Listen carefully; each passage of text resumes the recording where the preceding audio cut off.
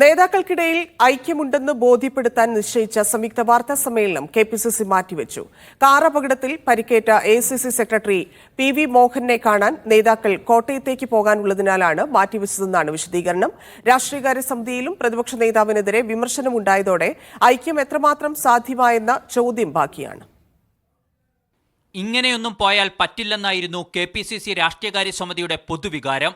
ഐക്യം സർവ്വതല സ്പർശിയായില്ലെങ്കിൽ മൂന്നാമതും പ്രതിപക്ഷത്തിരിക്കേണ്ടി വരുമെന്ന് നേതാക്കൾ തുറന്നടിച്ചു. അതിനിടയിൽ തന്നെ ചോദ്യം ചെയ്ത് എ.പി. അനിൽകുമാറിന്റെ നടപടി പ്രതിപക്ഷ നേതാവിനെ ചൊടിപ്പിക്കുകയും ചെയ്തു.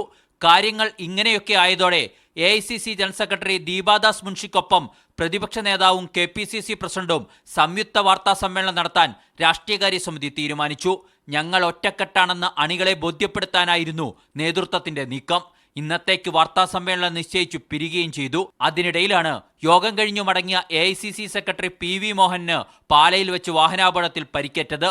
നിയന്ത്രണം വിട്ട കാർ മതിലിലിടിച്ച് മോഹനന്റെ കാൽ ഒടിഞ്ഞു.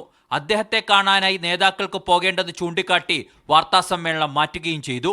ഇതിനിടയിലും നിയമസഭയ്ക്ക് ശേഷം തിരുവനന്തപുരത്തെ പൊതുപരിപാടിയിൽ പ്രതിപക്ഷ നേതാവ് പങ്കെടുത്തു. ഇനി എന്നാണ് സംയുക്ത വാർത്താ സമ്മേളനമെന്ന് നേതൃത്വം അറിയിച്ചിട്ടില്ല. തദ്ദേശ തെരഞ്ഞെടുപ്പിന്റെ മുന്നൊരുക്കങ്ങൾ ശക്തമാക്കേണ്ട സമയത്തും നേതാക്കൾക്കിടയിലെ അസ്വാരസ്യങ്ങൾക്ക് പൂർണ്ണ പരിഹാരമായിട്ടില്ലെന്നാണ് സൂചനകൾ. മീഡിയ 1 തിരുവനന്തപുരം.